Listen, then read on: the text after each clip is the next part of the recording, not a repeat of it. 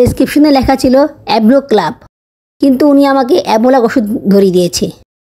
আসলে সে আগেই বুঝতে পেরেছিল, কিন্তু এই ওষুধটা আমার কাছে বিক্রি করার জন্য ছলনায় আশ্রয় নিয়েছে। আল্লাহ পাক আমাদের বড় বিপদ থেকে নিজে থেকে সেভ করে দেন। আমরা বুঝতে পারি না যে আমরা কি করব, তখন তিনি আমাদেরকে দিশা খুঁজে দেন।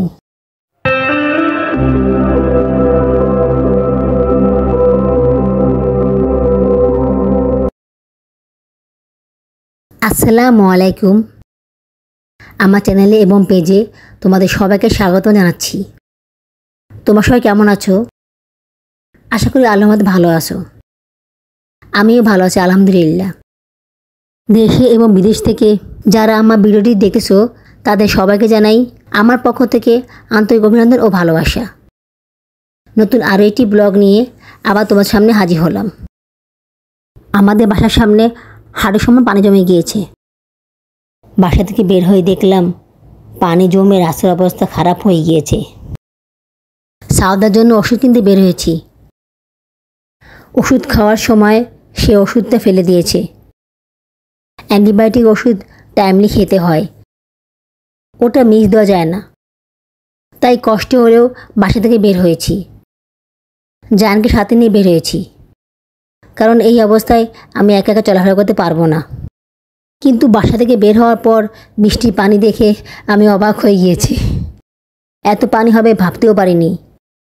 এই প্রথম মনে হলো আমাদের এলাকায় এত বেশি পানি জমেছে।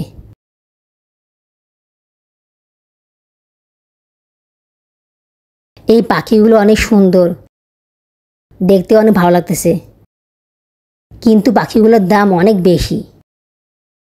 আমার না পাখি দেখলেই আমার মেয়ের কথা মনে পড়ে। আমার বাসায় তো একটা পাখি আছে, আমার সাউদা পাখি। ও আমার কাছে পাখির সমান। ওরে পালি তো মনে হয় কি আমি একটা পাখি পালতেছি। পাখি পালার ইচ্ছা আমার আছে, বাট এখন না। আগে আমার বাচ্চারা বড় হোক, তারপর আমি পাখি পালবো। ডাক্তার 7 দিনের জন্য অ্যান্টিবায়োটিক ওষুধ দিয়েছে। এই অ্যান্টিবায়োটিক ওষুধ 7 দিনে 3 বেলা করে খেতে হবে, একদিনও মিস দেওয়া যাবে না। এই অ্যান্টিবায়োটিক ওষুধটা খাওয়ার পর সাউদার মধ্যে কিছুটা হলে ইমপ্রুভমেন্ট আসছে। পা ফুলা কিছুটা কমেছে। এখন সে 1-2 কদম হাঁটতে পারে আলহামদুলিল্লাহ। পায়ে স্যাক দেওয়া শুরু করেছি। পায়ে স্যাক দিলে ও কান্নাকাটি শুরু করে দেয়। তারপর চেষ্টা করি ওর পায়ে স্যাক দেওয়ার। সামনে বড় ওষুধের দোকান। এই দোকানটা আমাদের মহল্লায় নতুন হয়েছে। এই দোকানে এখন যাচ্ছি ওষুধ কেনার জন্য। প্রেসক্রিপশনে লেখা ছিল অ্যাব্রো ক্লাব, কিন্তু উনি আমাকে অ্যাবোলাক ওষুধ ধরিয়ে দিয়েছে। আমি প্রথমে বুঝতে পারিনি, কিন্তু যখন দেখলাম ওষুধের মোড়কটা আলাদা এবং কোম্পানির নামটাও ভিন্ন, তখন মনে সন্দেহ জাগলো। বাবুরাব্বুকে ফোন দিলাম। বাবুরাব্বু বলল ওই ওষুধটাই নিতে হবে, এসএ কোম্পানি, এটা না। তো এই লোকটা আমাকে অনেক বুঝালো যে এটা ভালো, এটা নেন, একই সেম ওষুধ, কোম্পানি ভিন্ন, এটাই ঠিক আছে। কিন্তু সে এটা দেখলো না যেখানে স্পেলিংটা ভুল আছে। তারপরেও মনে সংশয় কাটতেছিল না, কারণ অ্যান্টিবায়োটিক ওষুধ খাওয়াবো, সেক্ষেত্রে রং ওষুধ তো খাওয়া যাবে না, যেহেতু আমার ছোটো মেয়ে। এক্ষেত্রে কোনো প্রকার রিস্ক তো নেওয়া যাবে না। উনি ফোনে বাবুরাব্বুকে বারবার কনভিন্স করার চেষ্টা করতেছে যে এটাই নেন, এটাই ভালো। বাবুরাব্বু প্রায় কনভিন্স হয়ে গিয়েছিল। তারপর হঠাৎ করে সে কী করলো, যে দোকান থেকে ওষুধ কিনলো সেই দোকানে ফোন দিল। সেই দোকানের লোক আবার তার বন্ধু মানুষ। তার কাছে ফোন করে জানতে পারলো ওষুধটার নাম ভালো করে চেক করে দেখতে। যখন সে আমাকে বলল যে নামটা চেক করে দেখো, তখন আমি দেখলাম যে নামটা ভুল দেওয়া আছে। তারপর ওই লোকটাকে বলার পর সে তখন বুঝতে পারলো যে ভুল হয়েছে। আসলে সে আগেই বুঝতে পেরেছিল, কিন্তু এই ওষুধটা আমার কাছে বিক্রি করার জন্য ছলনায় আশ্রয় নিয়েছে। একজন ওষুধ বিক্রেতা, তা তো ভুলের কথা নয়। সে ওষুধ বিক্রি করে, সে অবশ্যই জানবে কোনটা কোন ওষুধ। সে তো ভুল করতে পারে না। প্রেসক্রিপশন পড়ার অভ্যাস তো তার আছে, তাই না? সে কি করে এই ভুলটা করবে? প্রতিদিন এত রোগীর প্রেসক্রিপশন দেখে, তা তো ভুল হওয়ার কথা নয়। আসলে সে ইচ্ছে করে এমন করেছে, কারণ যখন সে তার ভুলটা বুঝতে পারলো তারপরও সে আমাকে অনেকক্ষণ বসিয়ে রেখেছে।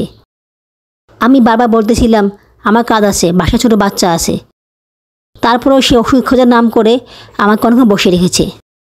যাক, আল্লাহ পাক আমাকে বাঁচাইছে। এই ওষুধটা আমার বাচ্চাকে খাওয়ালে না জানি কি হতো, কারণ অ্যান্টিবায়োটিক ওষুধ অনেক বড় রিস্ক। খুব বড় রকমের সমস্যা না হলে ডাক্তাররা এই ওষুধ প্রেফার করে না। আমার মেয়ের অবস্থা এতই খারাপ হয়ে গেছে, তাই ডাক্তাররা আমার মেয়েকে আবার অ্যান্টিবায়োটিক ওষুধ দিয়েছে। অ্যান্টিবায়োটিক ওষুধ নর্মালি 2 বেলা খেতে হয়, সেখানে আমার মেয়েকে 3 বেলা খেতে দিয়েছে। 7 দিন খাওয়ার পর আবার এক্সরে করাতে বলেছে। ভুল ওষুধ খাওয়ালে কি অবস্থা হতো আমার মেয়েটার, ভাবতেই তো আমার গা শিউরে উঠছে। এমনিতে ওর পায়ে ব্যথা নিয়ে আমি কত সমস্যার মধ্যে আসি, তারপর যদি এই কেলেঙ্কারিটা করতো তাহলে কি হতো আল্লাহই জানে। যাক, আল্লাহ পাক সব কিছু ঠিক করে দিয়েছে, তার জন্য আল্লাহর দরবারে লাখ লাখ কোটি কোটি শুকরিয়া।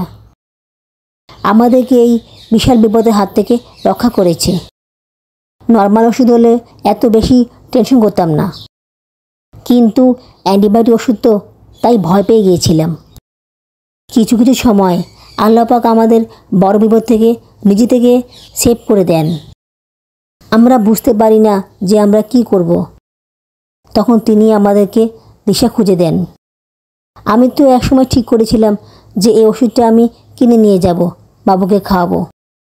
আল্লাহ পাক আমার মনের ভিতরে যদি সংশয় সৃষ্টি না করতো তাহলে হয়তোবা এই বিপদ থেকে আমি রক্ষা পেতাম না। আল্লাহ পাক যা করে ভালোর জন্যই করে। বহুদিন ধরে জেলি দিয়ে পাউরুটি খেতে খুব ইচ্ছে করছিল। বাবুর আব্বুকে শত বলা সত্ত্বেও উনি এনে দিচ্ছিলেন না। উনি বলেন এগুলোতে ফরমালিন দেওয়া, কিন্তু আমি প্রেগনেন্ট, আমার যে খুব খেতে ইচ্ছা করে, আমি কি করব? তাই আজকে সুযোগ পেয়ে কিনে নিয়ে আসলাম। আপুরা, তোমাদের কাছে যদি আমার ভিডিওটি ভালো লেগে থাকে তাহলে তোমরা আমার চ্যানেলটি সাবস্ক্রাইব করে আমার পাশে থেকো। আর যদি খুব বেশি ভালো লেগে থাকে তাহলে একটা লাইক করে দিও। লাইক করে দিলে কাজ করার উৎসাহ অনেক গুণ বেড়ে যায়। ফেসবুক পেজ থেকে যারা আমার ভিডিওটি দেখতেছো তারা ফলো করে আমার পাশে থেকো। লাইক, কমেন্ট আর শেয়ার করে দিও। তোমাদের একটা কমেন্ট আমাকে কাজ করার অনেক বেশি অনুপ্রেরণা যোগায়। প্রেগনেন্সির সময় ক্রেভিংসটা এত জ্বালায় যে ওই সময় ওই খাবারটা না খেলে থাকা যায় না। আত্মা শুকিয়ে যায় ওই খাবারটা খাওয়ার জন্য। কবে ওই খাবারটা খাবে সেই আশায় প্রহর গুনতে থাকে। অবশ্যই ওই খাবারটা খাওয়ার পর অনেক শান্তি লাগে, না হলে অশান্তিটা রয়েই যায়। জেলি দিয়ে পাউরুটি খেতে অনেক মজা লাগছে, আমার কাছে তো অমৃতের মতো লাগছে। আত্মা ঠান্ডা হয়ে গিয়েছে। প্রেগনেন্সিকালীন ক্রেভিংসটা পুরুষ মানুষের সহজে বুঝতে পারে না। ওরা এটাকে অনেক সময় আজাইরা ঢং বা ফালতু মনে করে। একটা মেয়ের যে কতটা খারাপ লাগে সেটা অনেক পুরুষেরাই বুঝতে পারে না। বাচ্চারা বহুদিন পর জেলি দিয়ে পাউরুটি খাচ্ছে, তাই তারা অনেক খুশি খেতে পেরে। আনার পরপরই খাওয়ার জন্য অস্থির হয়ে গিয়েছে। আজ এইটুকুই। আজকে ব্লগটি তোমাদের কাছে কেমন লেগেছে আমাকে অবশ্যই কমেন্টস করে জানাবে।